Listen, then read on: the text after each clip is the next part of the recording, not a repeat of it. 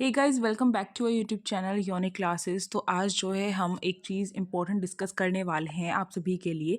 जैसे कि आपके एग्ज़ाम जो है बहुत ही ज़्यादा पास आ चुके हैं, तो एएफपीएस का जो एग्ज़ाम है उसको लेकर स्ट्रैटेजी मैं लेकर आई हूँ। किसी को भी नहीं पता कि डोमेन में किस तरीके से क्वेश्चन पूछे जाएंगे। डोमेन जो सिलेबस है, केवल ये लिख देते हैं कि जर्नल साइंस करनी है, जर्नल आपको एसएसटी करनी है, मैथ्स करनी है और इंग्लिश करनी है और रीजनिंग करनी है, इस तरीके से लिख देते हैं ये। बट ये हमें नहीं बताते कि हमें जो है डोमेन में मतलब खोल कर नहीं बताते कि जर्नल इंग्लिश का इंग्लिश का मतलब उसमें क्या चीज़ आएगी, या फिर जर्नल साइंस का मतलब उसमें क्या चीज़ पूछी जाएगी, किस टाइप के क्वेश्चन आएंगे। तो वो आज सब कुछ हम डिस्कस करने वाले हैं। तो फटाफट से इस वीडियो में बने रहिएगा, आपको काफ़ी ज़्यादा फ़ायदा होने वाला है आपके एग्ज़ाम को लेकर। और फटाफट से इस वीडियो को कर सकते हैं आप सभी लाइक। देखो भाई, आप सभी के लिए हर डोमेन के लिए अलग अलग मैं स्ट्रैटेजी की वीडियो लेकर आ रही हूँ। तो इसमें मुझे मेहनत भी लगती है, मैं बनाती भी हूँ, ठीक है। चाहे कैसी भी सिचुएशन हो उसमें मुझे आपके लिए प्रिपेयर करना पड़ता है। तो अब भाई इसको लेकर जो है आप एक लाइक तो दे ही सकते हैं, और इसके साथ ही साथ जो है सब्सक्राइब कर सकते हैं, जिससे कि आपको न्यू वीडियोज़ की नोटिफिकेशन मिलती रहे और कोई भी अपडेट आपकी ना छूटे। और अगर मैं प्रिपरेशन कराऊं तो वो भी आपको चीज़ें मिलती रहे। जैसे कि मॉक टेस्ट डेली आता है आपका। डेली जो मॉक टेस्ट है वो शाम को 7 बजे जो है वो रखा गया है टाइम। तो इस टाइम पर सभी बच्चे जो है एक्टिव होकर और क्लास को ज्वाइन करिए, जिससे आपको ही फ़ायदा होने वाला है। तो फटाफट से लाइक कर दीजिए, शेयर कर दीजिए अपने फ्रेंड्स में, और फटाफट से हर एक बच्चा एक लाइक करेगा। अब चलिए स्टार्ट करते हैं। देखो, एएफपीएस में एक ही स्कूल है और कंपटीशन ज़्यादा होता है, और इसमें जो कट ऑफ है वो भी कई बार अलग अलग तरीक़ों से निकलती है, और कई जो राउंड है इसमें होते हैं। तो भाई बाकी राउंड्स की मैं जो हूँ यहाँ पर बात नहीं कर रही हूँ। केवल और केवल जो है यहाँ पर जो है आपके लिए मैं बताऊं तो आपको जो राउंड 1 जो है उसी के बारे में बात कर रही हूँ, जिसमें आपका एंट्रेंस एग्ज़ाम है, जिसमें आपको जो है रिटन एग्ज़ाम जैसे बोलते हैं। तो सबसे पहली बात तो बच्चों के मन में होता है कि मैम इसमें एमसीक्यूज़ क्वेश्चन आएंगे या फिर आपके सब्जेक्टिव क्वेश्चन भी आ सकते हैं। तो ये खोल मैं करती हूँ, ये पूरी गारंटी है कि आपके एमसीक्यूज़ क्वेश्चन ही आएंगे, ठीक है। अब जो है कितने मार्क्स का क्वेश्चन आएगा, क्वेश्चन पेपर वगैरह, वो हम डिस्कस करेंगे, और कहाँ से क्या क्या चीज़ें पूछी जाएंगी। जहाँ तक हो सकता है मैंने काफ़ी आपको जो है इसमें खोल के चीज़ें मैं बताऊंगी आप सभी को। तो चलिए फटाफट से स्टार्ट करते हैं। जैसे कि आपका जो सेक्शन 1 रहेगा उसमें आपका इंग्लिश कॉम्प्रिहेंशन रहेगा। इंग्लिश रहेगी बेसिकली, जिसमें आपको कॉम्प्रिहेंशन मिल सकता है, आपका मिले ही मिलेगा कॉम्प्रिहेंशन। तो इसके साथ ही साथ मैं अगर बताऊं आपको, तो जैसे स्पेलिंग एरर हो गया, ठीक है। जो स्पेलिंग एरर है वो हो गया। जैसे कि आज का मॉक टेस्ट जो आया था वो इंग्लिश को लेकर ही आया था, तो उसको देखिए, आपको एक आइडिया मिलेगा कि किस तरीके से हमें प्रिपरेशन करनी चाहिए। और मैं हर बच्चे को यही कहूँगी, स्ट्रैटेजी की बात कर रही हूँ अगर मैं एएफपीएस की, चाहे वो क्लास 9th का स्टूडेंट हो, चाहे वो क्लास 11th का स्टूडेंट हो, तो मैं आपको यही कहूँगी कि इंग्लिश को इग्नोर मत करें। काफ़ी बच्चे ये सोचते हैं कि इंग्लिश तो हम कर लेंगे, काफ़ी इजी होती है, पैसेज जो तो आता है, हम जो इसमें से देखकर जो है आंसर टिक कर देंगे, और इस तरीके से सोचते हैं बच्चे।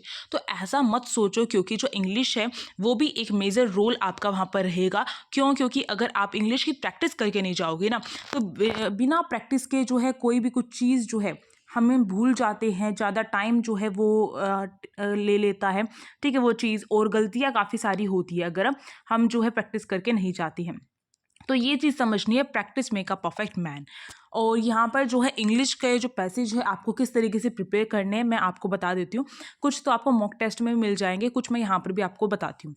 देखो, आपको क्या करना है, आपको जो है, जैसे कि अगर मैं बात करूँ क्लास 8th के लिए, ठीक है, जो 9th में अभी आप जाएंगे, तो आपको क्या करना है, क्लास 8th के लेवल का जो है आपको क्या करना है, जो कॉम्प्रिहेंशन है उसकी प्रैक्टिस करनी है। अगर मैं बात करूँ क्लास किसकी, क्लास 11th की, तो वो बच्चे क्या कर सकते हैं, वो अभी क्लास 10th में होंगे, तो उन्हें वैसे भी अपनी इंग्लिश पढ़नी है। तो मैं आप दोनों को एक ही बात कहूँगी, जैसे आपके इंग्लिश में इंग्लिश का पेपर आता है आप सभी का, तो उसका प्रीवियस ईयर क्वेश्चन पेपर उठाइए, और उसमें जो है सीबीएसई बोर्ड का उठाइएगा, क्योंकि प्राइवेट स्कूल वाले काफ़ी ईजी बनाते हैं। तो उसमें क्या है, आपको क्या करना है, क्लास 8th और क्लास 11 जो 10th में अभी बच्चे हैं जो 11th के लिए प्रेपरेशन कर रहे हैं, तो वो क्लास 10th का पेपर उठाएंगे और उसकी प्रैक्टिस करेंगे, ठीक है। इससे आपके दो दो कॉम्प्रिहेंशन तो हो ही जाएंगे, ठीक है, एक पेपर में 2 कॉम्प्रिहेंशन होते हैं, तो वहाँ से प्रैक्टिस कीजिए, वहाँ से आपका जो है अच्छी खासी प्रैक्टिस होने वाली है वहाँ से। और स्पेलिंग एरर वगैरह ही प्रैक्टिस करें, ज़्यादा से ज़्यादा वर्ड्स जो है लिख कर भी देखिए। अगर मतलब आप सर्च भी कर सकते हो, और साथ साथ मैं करवा रही हूँ, तो उनको लिख कर भी देखिए उन वर्ड्स को, जिससे क्या है आपको ध्यान में रहेगा। तो जितना रीड करोगे उतनी आपकी जो स्पेलिंग में जो गलतियां हैं वो कम होंगी, ठीक है, उतनी एरर कम होंगे। इसी के साथ अगर जो छोटी मोटी अगर ग्रामर की चीज़ें कर सकते हो तो कर लो, वरना इतना कर लोगे तो भी इनफ रहेगा इंग्लिश के लिए। आगे चलते हैं, नेगेटिव मार्किंग के बारे में बात करते हैं। अगर पिछले साल की बात करूँ, इस साल ना तो टोटल नंबर ऑफ आपका जो एग्ज़ाम है वो कितने नंबर का आएगा ये भी नहीं बताया गया, और नेगेटिव मार्किंग के बारे में कुछ भी नहीं बताया गया। बट नेगेटिव मार्किंग पक्का होगी ये तो इन्होंने लिखा है। अब कितनी होगी, लास्ट टाइम के बारे में बात करते हैं, लास्ट टाइम कितनी हुई थी। पर आपको एक सजेशन मेरा ये है, इस बात को मानकर मत बैठिएगा कि पक्का इतनी ही नेगेटिव मार्किंग होगी, क्योंकि लास्ट टाइम हुई थी, अब की बार कुछ और चेंज हो सकता है। तो जब अपने एग्ज़ाम हॉल में जाओ तो वहाँ पर जाकर क्या करना है, वहाँ पर जाकर जो एग्ज़ामिनर होगा उससे नेगेटिव मार्किंग के बारे में समझना है अच्छे से। देखो, ना तो जो एग्ज़ामिनर है वो आपको जानता है, ना ही आप एग्ज़ामिनर को जानते हो। तो जितना दिमाग खा सको खा लो, बट पेपर में कोई गलती मत करके आओ, मेरे तो ये सजेशन है। अब देखो, जैसे कि लास्ट टाइम क्या हुआ था, एक क्वेश्चन 4 नंबर का आता था, ठीक है, 4 मार्क्स का एक क्वेश्चन आता था। अगर बच्चा एक क्वेश्चन गलत करता था तो उसे जो है कितने मार्क्स, उसके 4 नंबर तो जाएंगे ही जाएंगे, ठीक है। एक क्वेश्चन 4 नंबर का, तो 4 नंबर चले गए। प्लस में उसका 1 नंबर जो है नेगेटिव मार्किंग का कटता था, तो यानी कि टोटल उसके 5 नंबर कटेंगे अगर एक क्वेश्चन वो गलत करके आएगा तो। समझे, अगर आप छोड़कर आ जाएंगे एक क्वेश्चन को तो आपके 4 नंबर जाएंगे। अगर आप जो है एक क्वेश्चन गलत करके आते हैं तो आपके जो है 5 नंबर कटेंगे, ऐसा था पिछली बार। तो अब की बार कितना क्या है वो आपको एग्जामिनेशन हॉल में ही पता चलेगा। अब बात की जाए रीजनिंग के 2 सेक्शन नहीं आएंगे, ये जो है प्रीवियस उसका रह गया है। रीजनिंग का जो सेक्शन है उसमें आपको जो है वर्बल रीजनिंग भी करनी है और नॉन वर्बल रीजनिंग भी करनी है। और ये क्या होता है वर्बल और नॉन वर्बल, देखो वर्बल जो रीजनिंग होती है जिसमें लिखा हुआ होता है, जैसे ABCD हो गया, आपकी काउंटिंग्स हो गई, जैसे मिसिंग नंबर आ गया, आपकी कोडिंग डिकोडिंग आ गई, उसमें एनालॉजी आ गई, सब कुछ वर्बल है आपका। और जैसे कि उसमें डायरेक्शन वाले क्वेश्चन आ गए, डिस्टेंस वाले क्वेश्चन आ गए आपके, और ब्लड रिलेशन वाले क्वेश्चन आ गए, सब कुछ आपका वर्बल है। नॉन वर्बल क्या होता है, जिसमें हमें दिखाई केवल विजुअलाइजेशन होता है, जिसमें हमें जो है पिक्चर्स दिखा के चीज़ें पूछी जाती है। जैसे कि आप सभी का जो है जैसे कि आप सभी के लिए जो मैं बात करूँ, जैसे कि फोटो इमेज है, आपकी मिरर इमेज है, ठीक है, और इसी के साथ साथ जो आपके और क्वेश्चन होते हैं फिगर सीरीज वगैरह के, तो सारे नॉन वर्बल में आ जाएंगे। तो रीजनिंग का एक स्पेसिफिक सिलेबस मैंने डाला हुआ है कि लास्ट टाइम यही इस टाइप के क्वेश्चन आए थे, तो उनको प्रिपेयर करना बिल्कुल नहीं भूलना है। और जो मॉक टेस्ट में जो भी चीज़ें करवाई जा रही हैं वो सारी चीज़ें आपको कवर करनी है। जैसे रीजनिंग का मॉक टेस्ट आता है, इंग्लिश का मॉक टेस्ट आता है, साइंस का मॉक टेस्ट आता है, तो साइंस भी करनी है आपको, ठीक है। तो ये सारी चीज़ें करनी है आपको। अब चलो, रीजनिंग भी मैंने बता दी कहाँ से क्या करना है। अब डोमेन में केवल हमें ये लिख कर दे दिया जाता है कि जर्नल साइंस आएगी आपकी, जर्नल SST यानी कि ह्यूमैनिटीज़ में जो आपकी SST होती है ना वो आएगी, और मैथ्स आएगी। अब इसमें क्या चीज़ें करनी है कवर और कहाँ तक करनी है कवर। तो देखो, मैथ्स का जो है आपको छोटे से लेके बड़े लेवल 6 to 8 की मैथ्स आपको कवर करनी पड़ेगी, अगर आप क्या कर रही हैं, क्लास 9th की प्रेपरेशन कर रही हैं तो, ठीक है, ये बात ध्यान रखनी है। तो इसका तो मैं इतना ही बताऊंगी कि जिसमें आपके मस्ट क्या रहेगा आपके लिए, कि अगर आप क्लास 9th की प्रेपरेशन कर रहे हैं तो क्लास 8th की मैथ्स को तो छोड़ना नहीं है, ठीक है, ये बात ध्यान रखो। और इसी के साथ जो है अगर आप क्लास 11th के लिए AFPS की तैयारी कर रही हैं तो आपको जो है क्लास 10th की जो है क्लास 10 तक 6 to 10 तक करनी है, बट क्लास 10th को बिल्कुल भी स्किप आप नहीं कर सकते हैं। समझे इस बात को। तो इस तरीके से आपको प्रेपरेशन करनी पड़ेगी मैथ्स की। मैं इसको डिफाइन कर सकती हूँ बहुत अच्छे तरीके से कि जर्नल साइंस और जर्नल जो SST है वो कैसे पूछी जाएगी। अब जर्नल लग गया है इनके आगे, तो यानी कि आपको सारे के सारे टॉपिक्स नहीं करने हैं। इनमें मैं यही कहूँगी कि आपका मोस्टली जो सिलेबस आएगा इसमें आपका एक प्रीवियस क्लास का आएगा। जैसे क्लास 9th की प्रेपरेशन करोगे तो 8th क्लास जो है आपको साइंस की भी करनी है और SST की भी करनी है। इसी तरीके से अगर मैं बात करूँ कि अगर 11th का आएगा, ठीक, 11th के लिए प्रेपरेशन कर रहे हो तो आपको जो है क्लास जो है 10th की भी करनी है साइंस, और SST भी क्लास 10th की करनी है आपको। बट मैं फिर भी जो है कॉमन टॉपिक्स आपको बता देती हूँ जो कॉमन रहते हैं जर्नल साइंस के लिए। बेसिकली हम जर्नल साइंस बोलते हैं और जर्नल SST बोलते हैं, सोशल साइंस। तो इसमें आपको क्या क्या चीज़ें कवर करनी है जिससे आपके मार्क्स बढ़ सकते हैं और आप उन बच्चों से आगे जा सकते हो जो बच्चे इस वीडियो को देख रहे हैं। आप सभी बच्चे जो है आगे जा सकते हो उन बच्चों से जो ये वीडियो नहीं देख पा रहे हैं, जिन तक ये वीडियो नहीं पहुँची है। तो फटाफट से इसी बात पर लाइक कर दो, क्योंकि मैं आपको एक बहुत ही इंपॉर्टेंट चीज़ बताने जा रही हूँ। आज तक यूट्यूब पर किसी ने आपको एक्सप्लेन करके नहीं नहीं बताया है कि इनके अंदर क्या पूछा जाएगा। बट यूनिक क्लासेस जब आपके साथ है तो डरने की कोई बात नहीं है, क्योंकि यूनिक क्लासेस का नारा है SOSC हमारा है, और इसको हम पूरा भी करके दिखाएंगे। इसीलिए अब की बार हमने जो है ये स्ट्रैटेजी जो है डिफरेंट स्ट्रैटेजी निकाली है, जिससे आपको क्लियर हो जाए कि आपके डोमेन का सिलेबस क्या है और उसकी तैयारी आप किस तरीके से करेंगे। अभी भी टाइम है, अभी भी मौका है, अभी भी आप बहुत सारी चीज़ें कर सकते हो कवर। अगर मन में ठान लिया सपना तो उसे पूरा भी करके दिखाना है। अब देखो यहाँ पे आपको जो है नेशनल मूवमेंट जो है अच्छी तरीके से कवर करना है। ठीक है, जो नेशनल मूवमेंट होते हैं आपके राष्ट्रीय आंदोलन, उसमें जो है मेन जो आंदोलन है वो सारे करने हैं। और एक चीज़ जो होती है, महात्मा गांधी जो है आए थे 1915 में भारत में, तो उसके बाद जो है महात्मा गांधी ने 3 लगातार छोटे छोटे आंदोलन टाइप किया था, चंपारण में करा था इस तरीके से। तो वो जो किए थे, अहमदाबाद था मेरे ख्याल से, तो वो तीनों के तीनों आपको अच्छे से पता होने चाहिए कहाँ कहाँ पर हुए थे और किस किस रीज़न से हुए, तो ये आपको जो है पता चल जाएगा अगर आप सर्च भी करोगे तो भी। वरना मैंने भी यूनिक क्लासेस पर नेशनल मूवमेंट को लेकर एक वीडियो बना के डाली हुई है ऑलरेडी, वो भी देख सकते हो आप।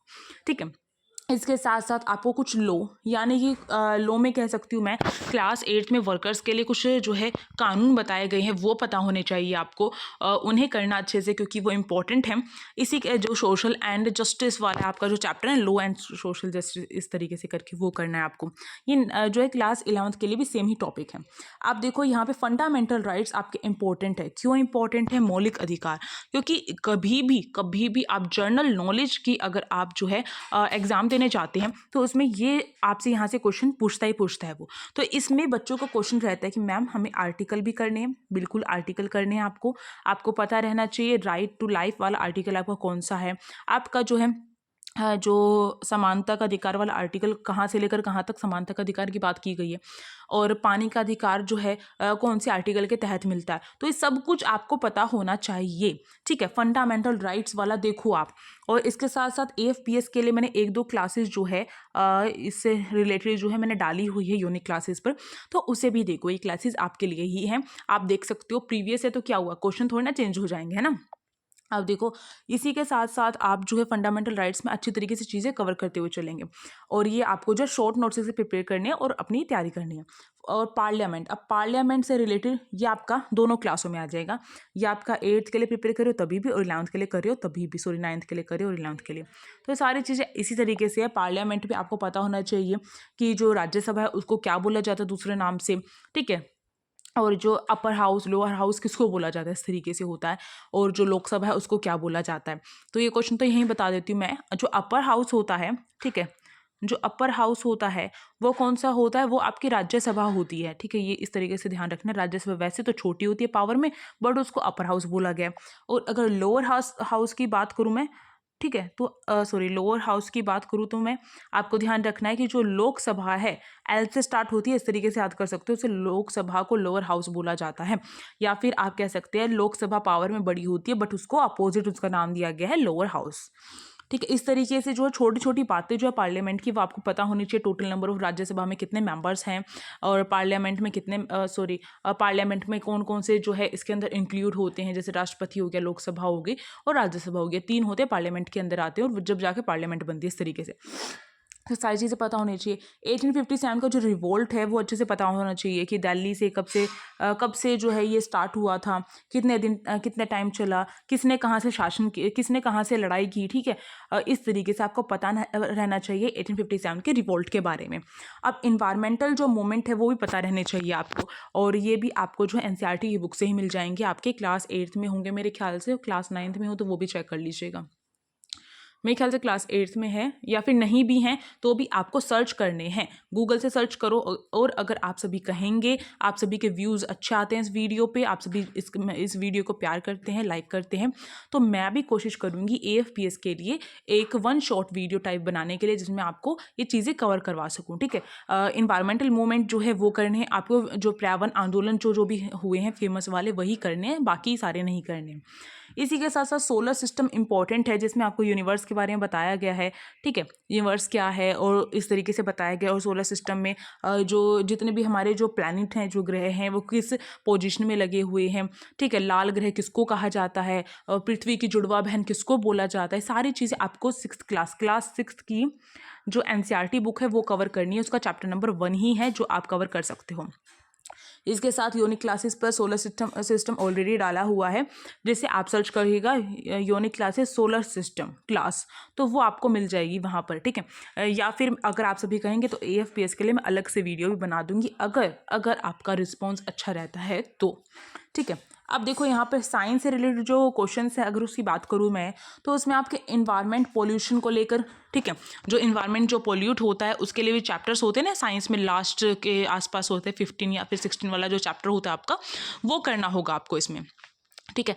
इसी के साथ साथ जो एटमॉस्फेयर की जो लेयर्स हैं, जैसे ट्रोपोस्फेयर हो गया, हेक्सोस्फेयर हो गया और थर्मोस्फेयर वगैरह है, तो उनकी जो है मतलब लेयर 1 2 3 करके क्रम से कौन सी लेयर है, ठीक है, और कौन सी लेयर में क्या क्या चीज़ें होती है, रेडियो कौन सी लेयर में आती है, जो रेडियो वेव्स होती हैं, इस तरीके से पता रहना चाहिए, कौन सी लेयर में जो है ऑक्सीजन रहती है। तो ये चीज़ें आपको कॉमन चीज़ें हैं जो आपको पता होनी चाहिए। इसी के साथ साथ conservation of plants and animals, ये जो चैप्टर है आपका क्लास 8 का चैप्टर है, जिसमें आपकी विल्ड लाइफ के बारे में आपको बताया गया है कि जो विल्ड लाइफ है वो क्या होती है, ठीक है। इसमें आपको एक चीज़ ध्यान रखना है कि आपको जो है जो नेशनल जो फेमस जो नेशनल पार्क्स हैं वो भी आपको पता होने चाहिए, और जो अभी फ़िलहाल जिनके नाम है और वहाँ पर मतलब कौन से स्टेट में है, ये आपको अच्छे से पता होना चाहिए, ये आपसे पूछे जा सकते हैं, ठीक है। तो ये सारी चीज़ें आपको करनी है, ये सारी चीज़ें मिलाकर आपकी जनरल साइंस और जनरल SST बनती है। इसी के साथ जो है ये चीज़ यहाँ पे कंप्लीट होती है, और मेरे को जहाँ तक जो आइडिया लगा मैंने आपको बताया है, मोस्टली यही चीज़ें आपके जनरल साइंस और SST के अंदर आती है। इनको प्रिपेयर कर लो, काफ़ी सारी चीज़ें आपकी यहाँ से सॉल्व होने स्टार्ट हो जाएंगी, और कुछ मैं कोशिश करूँगी आप सभी के लिए वीडियो लाने के लिए। तो अगर वीडियो अच्छी लगी तो आप सभी को क्या करना है, इस वीडियो को लाइक करना है। अगर क्लासेस चाहिए तो कमेंट बॉक्स में भर दो भाई क्लासेस चाहिए। इसी के साथ साथ जो है जो आप सभी जो रीजनिंग की प्रैक्टिस करते रहिए, मैथ्स की प्रैक्टिस करते रहिए, ठीक है। अपने जो क्लास है उससे एक क्लास पहले वाली क्लास की प्रैक्टिस, यानी कि जिस क्लास में अभी पढ़ रहे हो उस क्लास की मैथ्स की प्रैक्टिस करो NCERT से। अब मिलते हैं जो भी नेक्स्ट वीडियो होगी उसमें। तो अगर वीडियो अच्छी लगी तो like share and subscribe. Thank you for watching this video, और टेलीग्राम ग्रुप को भी ज्वाइन कर लो।